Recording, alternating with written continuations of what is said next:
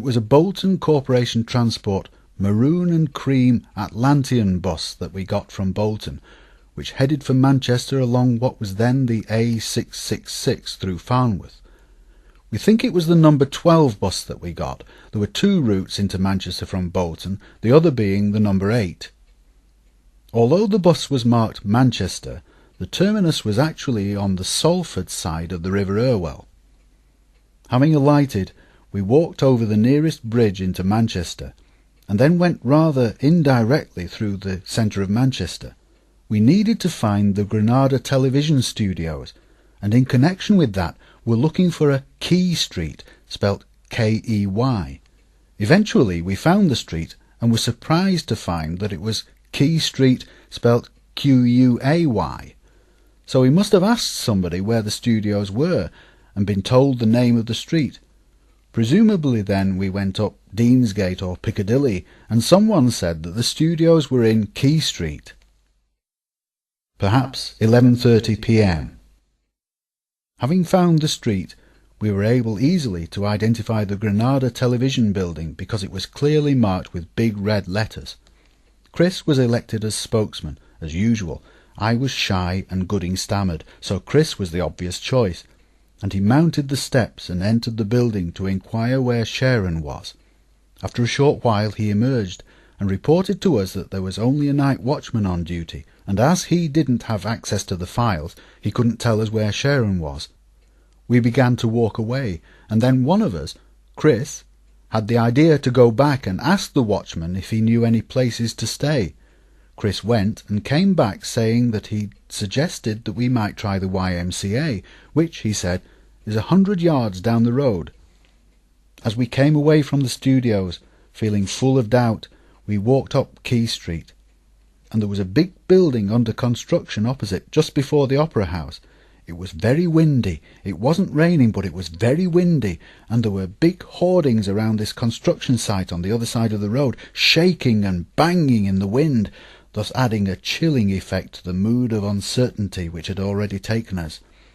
Now that we'd finally got to Manchester, our feelings of adventure had died down.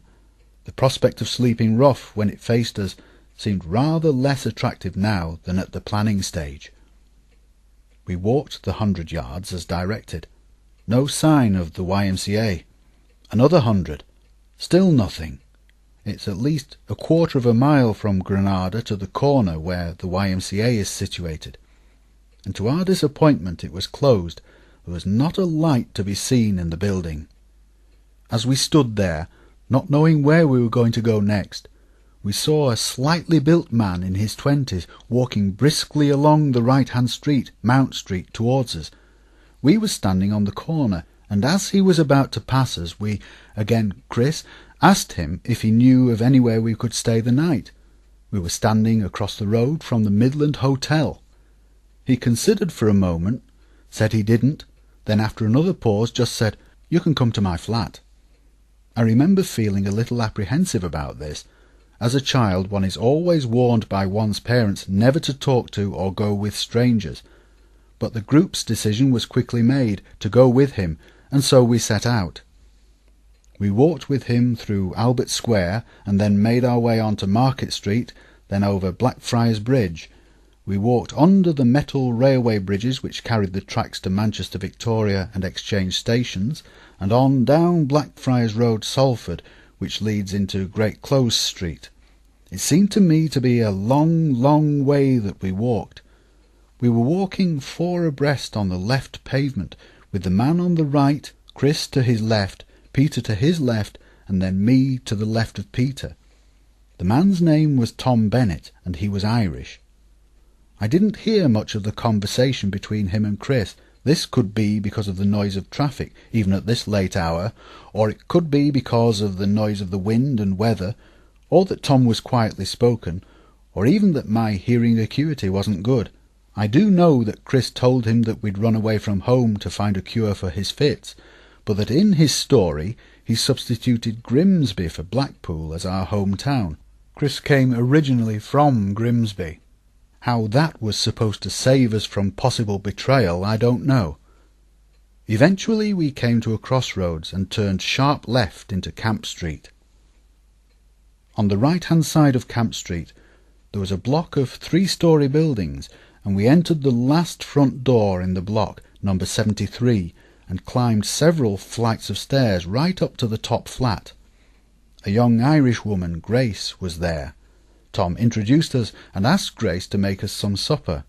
Tom also introduced another man, a mate of mine from Ireland, he said, who was staying there that night. As we sat talking to Tom, he asked us what school we went to in Grimsby. He was looking at me, and a feeling of panic rose up inside me. Chris interposed quickly with the name of a Grimsby school. Eventually we retired to bed. They all three slept in a double bed, and we lay down below the foot of the bed on the floor and shared out blankets. I remember being uncomfortable because the floor felt hard, but also because I was lying on something hard, money probably, in the pocket of my jeans. The hospitality of Tom and Grace, I nearly said Bennett, but we seemed to think that they weren't married. Whether or not in fact they were, I don't know. Their hospitality, anyway, was the third in the series of miracles which took place. The police were notified that first night. It was Chris's parents who notified them. Police from 3 counties were involved in looking for us, apparently. There was the Lancashire Constabulary, obviously, because we lived in Lancashire, and the Lincolnshire police were informed because when Chris ran away before, twice, he headed for Grimsby. And there was a third force involved, I assume the Cheshire police, because Peter came from Cheshire, and relatives such as his older and almost idolised cousin Harry still lived in Northwich. It was the worst night for about 30 years. That's what the papers said. In Thornton there were debris all over the streets and slates off the roofs. The chimney of the bungalow across the road from our house, Gardine is its name, blew down. The row of bungalows there was constructed by a builder called Gartside, and he built Gardine, I think, for his mother. It looked about the same as the other bungalows, except that the chimney was taller. And this chimney blew down, making 2 holes, one where it had stood and one where it had fallen through the roof. And my mum and dad were lying in bed. They couldn't sleep, and at about 2:30 there was a knock on the front door. They looked through the window and saw a police car out there. So they dived downstairs, opened the door, and the policeman had only come to tell them that he was sorry there was no news. They imagined the 3 of us lying in a ditch somewhere.